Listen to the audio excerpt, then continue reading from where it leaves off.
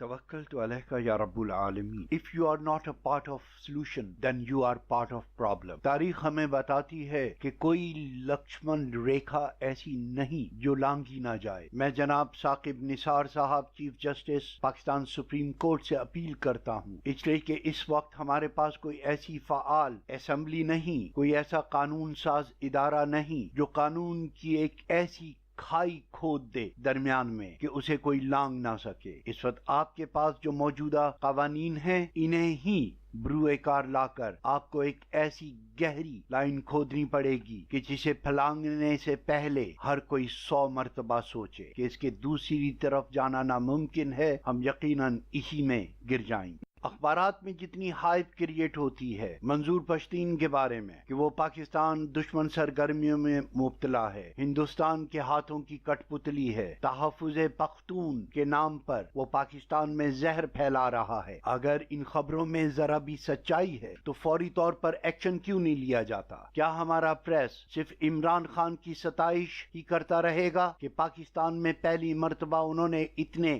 MNAs کو اپنی party سے نکال دیا، بس اس سے آگے کچھ نہیں؟ کیا یہ قانون نافذ کرنے والے اداروں کا فریضہ نہیں، الیکشن کمیشن کا فریضہ نہیں کہ اس بات کی بھی تحقیقات کی جائے سرکاری طور پر کہ کس نے انہیں رشوت دی اور رشوت دینے والوں کو اور لینے والوں کو؟ یہ ہارس ٹریڈنگ ایک غیر اخلاقی جرم ہے، لیکن جب اس میں کھلے پیسوں کا لین دین ہو تو کتنی ڈھٹائی سے ہمارا پریس ساری دنیا کے سامنے ہمیں ذلیل کرتا ہے کہ جی یہ پاکستان کا نظام ہے، ایک ایک سیٹ جو ہے 10-10 کروڑ کی بکتی ہے. کسے نہیں معلوم سینٹ کے انتخابات میں اتنا پیسہ لگایا گیا ہے، تو کیا پیسہ دینے والوں اور پیسہ لینے والوں کو سزائیں نہیں دینی چاہیے؟ میں قانون، انصاف اور اللہ اور اس کے رسول کے احکامات کو یاد دلاتے ہوئے ایک مرتبہ پھر چیف جسٹس ثاقب نثار صاحب، الیکشن کمیشن کے سربراہ اور پاکستان پولیس کے حکام بالا کو ان کے فرائض یاد دلانے کی کوشش میں ہوں. اگر آپ کو کوئی اس کے لیے مدعی ہی چاہیے، میری اس اپیل پر FIR درج کیجیے، اور میری اپیل پر میں ایک پاکستانی شہریت کے حامل فرد کی حیثیت سے اپنا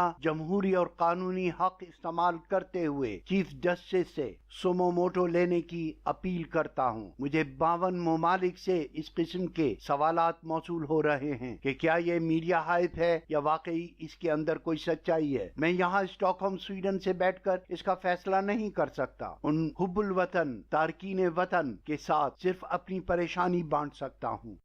لہذا اس اپیل کے ذریعے میں اپنے فرض کو سامنے رکھتے ہوئے پہلا قدم اٹھاتا ہوں اور آپ سے امید کرتا ہوں کہ آپ اپنے فرائض کی بجاوری میں سرخرو ہوں گے. اللہ آپ کا حافظ اور نگہبان ہو اور وہ تمام ہدایات میں آپ کی رہنمائی کرے جو آپ کو درکار ہیں. اللہ پاکستان اور پاکستان کے حامیوں کو اپنے حفظ و امان میں رکھے. فی امان اللہ.